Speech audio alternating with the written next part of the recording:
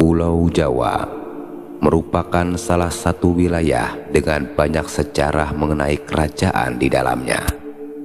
Salah satu kerajaan tersebut ialah Kerajaan Pajajaran. Kerajaan Pajajaran merupakan kerajaan Sunda terakhir yang pernah dipimpin oleh raja yang terkenal di kalangan masyarakat, bahkan hingga saat ini, yaitu Prabu Siliwangi. Kerajaan Pajajaran sendiri merupakan nama lain dari Kerajaan Sunda Galuh. Hal tersebut dikarenakan pada masa itu ada kebiasaan menyebut suatu kerajaan dengan nama ibu kotanya, yang dalam kerajaan ini ialah Pakuan Pajajaran. Tidak ada yang tahu pasti kapan kerajaan ini berdiri. Namun, berdasarkan prasasti Sang Hyang Tapak, kerajaan ini didirikan oleh Sri Jaya Bupati pada tahun 923 Masehi. Dalam kehidupan politik, kerajaan Pajajaran Sunda memiliki bentuk pemerintahan federal dengan membawahi kerajaan-kerajaan kecil atau biasanya disebut dengan istilah vassal.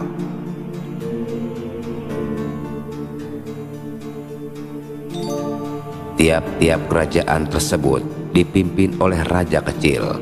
Beberapa di antaranya seperti Sangyang, Banten, Cirebon, Sidangkasih, Galuh, Saunggalang, Kawali, serta Pakuan.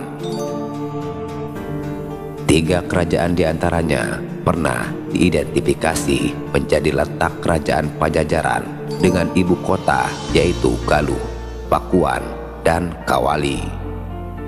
Hal tersebut disebutkan bahwa kerajaan Sunda ini memang sering berpindah-pindah pusat ibu kotanya. Kejayaan kerajaan Pajajaran disebutkan dalam sejarah kerajaan Pajajaran Sunda ini mencapai puncak kejayaan pada saat dipimpin oleh Sri Baduga Maharaja atau yang sering disebut dengan Prabu Siliwangi. Dalam sejarah kerajaan Pajajaran, Sri Baduga Maharaja merupakan cucu dari Prabu Watu Kencana yang bertahta sebagai raja kerajaan Galuh, di mana sebelum meninggal ia membagi kerajaan pada kedua putranya. Kerajaan Sunda di bagian barat diberikan pada Susuk Tunggal, sedangkan kerajaan Galuh bagian timur diserahkan pada Dewa Niskala.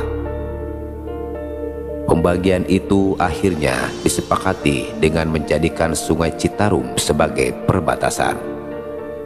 Hingga pada akhir tahun 1400 Masehi, ketika kerajaan Majapahit mulai melemah akibat perang saudara, para kerabat kerajaan tersebut mengungsikan diri ke Galuh dan diterima dengan baik oleh Raja Niskala. Bahkan sang raja juga menikahi salah satu anggota kerajaan Majapahit tersebut. Hal itu membuat Raja Susuk Tunggal marah karena Raja Niskala dianggap melanggar kesepakatan untuk tidak berhubungan dengan Majapahit, di mana kesepakatan tersebut bermula dari terjadinya perang bubat antara Majapahit dan Sunda sebelumnya. Konflik tersebut pada akhirnya reda dengan turunnya tahta kedua raja tersebut. Dengan menunjuk penerusnya, kedua raja ini menunjuk Jaya Dewata atau Prabu Siliwangi sebagai penggantinya. Jaya Dewata yang merupakan anak dari Raja Niskala juga merupakan menantu dari Raja Susuk Tunggal, sehingga setelah ia ditunjuk maka kedua kerajaan tersebut bersatu kembali. Dalam kehidupan politik kerajaan Pajajaran, setelah menjadi raja, ia memindahkan ibu kotanya ke Pakuan. Pemilihan lokasi ini sebagai letak kerajaan Pajajaran Sunda dilihat dari kondisi geografis yang bisa dikatakan dapat dijadikan sebuah benteng alami. Pakuan terletak di antara 2 sungai besar, yaitu Ciliwung dan Cisadane, yang pada bagian tengahnya mengalir sungai Cipakancilan. Pakuan juga dikelilingi tebing curam pada ketiga sisinya, sehingga hal inilah yang menjadikan alam sebagai benteng alami kerajaan Sunda Pajajaran ini.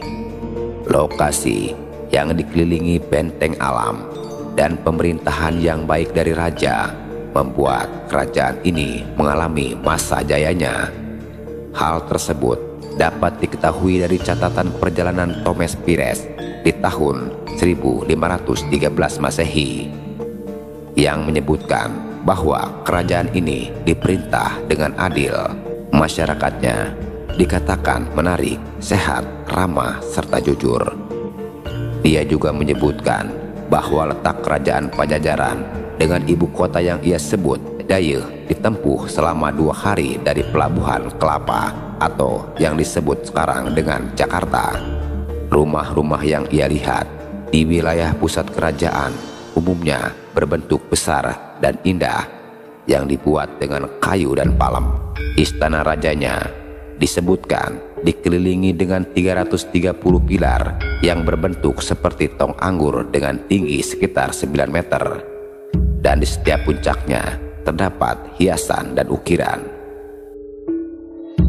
Kerajaan mulai mengalami kemunduran sejak meninggalnya Sri Baduga Maharaja karena munculnya kekuatan baru, yaitu dari Cirebon yang bercorak Islam dan bantuan dari Demak dan Banten, sehingga mulai ada gempuran dari pihak kerajaan lain. Runtuhnya kerajaan Pajajaran semakin mendekat, namun silsilah kerajaan Pajajaran terus berlanjut dengan pergantian kekuasaan Raja Surawisesa pada Ratu Sakti yang dianggap tidak mempedulikan nasib rakyatnya. Kehidupan politik kerajaan Pajajaran terus mengalami kemunduran. Pergantian kekuasaan juga terus berlanjut dan kondisi kerajaan sudah tidak lagi stabil. Tanah-tanah yang harusnya subur menjadi tandus dan banyak rakyat yang kelaparan. Korupsi, penyelewengan, wewenang pun merajalela. Hingga pada tahun 1197, Pajajaran mengalami kehancurannya dengan ditaklukkan oleh kerajaan Banten. Penaklukan ini dilakukan di bawah kepemimpinan Raja Maulana Yusuf pada tahun 1570 sampai dengan 1580 Masehi. Selama masa kepemimpinannya, ia selalu berusaha menaklukkan kerajaan Pajajaran. Bahkan ia berhasil menguasai wilayah kekuasaan kerajaan kecuali Pakuan. Hingga pada tahun 1579, Banten berhasil untuk menaklukkan Pakuan dan menjadi puncak runtuhnya kerajaan Pajajaran. Selain itu, singgasana raja juga dibawa oleh pasukan kerajaan Banten. Hal ini dilakukan agar tidak ada lagi penerus kerajaan Pajajaran Sunda, karena tradisi politik serta penobatan Maulana Yusuf sebagai penerus sah. Maulana Yusuf sendiri juga merupakan bagian dari silsilah kerajaan Pajajaran karena memiliki hubungan darah yang berasal dari buyut perempuannya yang merupakan putri dari Sri Baduga Maharaja. Selain itu, dalam kehidupan politik kerajaan Pajajaran juga banyak melakukan pergantian raja pada pewarisnya, sehingga ia juga menganggap bahwa dirinya adalah juga pewaris tahta kerajaan.